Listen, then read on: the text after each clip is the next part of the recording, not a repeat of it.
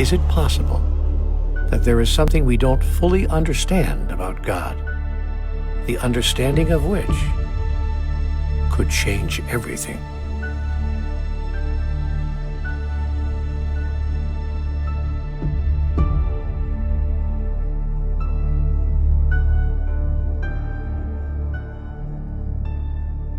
It's not a small thing to be wrong about God. And if nearly everyone on the planet is wrong about God, it's really not a small thing. If nearly everyone on the planet has mistaken notions about God, then nearly everything that everyone on the planet is doing will not work the way it was intended. This is because the basis of so much of what they're doing is found in so many of their beliefs about God. Think not?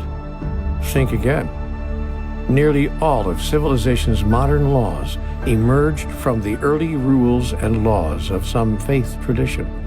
Nearly all of humanity's moral codes derive from the mandates of a religion, and nearly every political movement and economic theory is based on ideas of justice, right and wrong, and basic fairness first espoused by spiritual teachers. Even those who don't believe in God are impacted and guided by many of the fundamental principles placed into the cultural story by those who do. And a striking number of the personal decisions made by billions of individuals across the globe are made within the context of what they believe to be the purpose of life, what they believe happens when this life is over, and what they believe about God and about what God wants. So it's not a small thing to be wrong about God. Proposition: not one of the systems we have put into place to make life better on this planet is working. Wait, it's worse. Not only have the systems we've put into place failed to produce the outcomes for which they were intended, they are actually producing exactly the opposite. Our political systems are actually increasing disagreement and disarray. Our economic systems are actually increasing poverty and the gulf between the rich and the poor. Our ecological systems are actually increasing environmental degradation. Our healthcare systems are actually increasing inequality of access to modern medicines and healthcare services. Our educational systems are actually increasing the knowledge gap. Our social systems are actually increasing disparity, disharmony, and injustice. And, perhaps saddest of all, our spiritual systems are actually increasing righteousness, intolerance, anger, hatred, violence, and war. If the improvement of human life on the earth were a laboratory experiment, it would have long ago been considered an abject failure. Indeed, an appalling disaster. Not everyone agrees. There are those who believe that humanity is evolving to higher and higher levels of sophistication and achievement, producing a better and better quality of life for all the members of our species. It is possible that they would not, however, be among the 842 million people, 1 in 8 in the world, who do not have enough to eat. It is certain that they would not be the parents of the over 650 children who die of starvation every hour. They would presumably not be among the 20.9 million women and children who are bought and sold into commercial sexual servitude every year.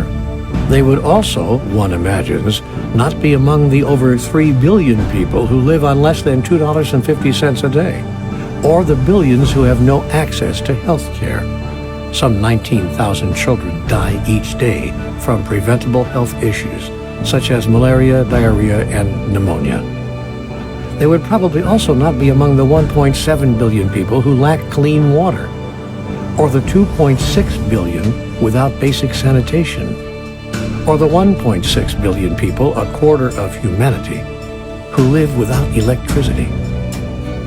That's right.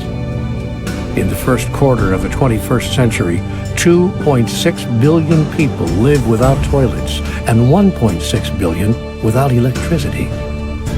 How is this possible, you might ask? And that is a very good question.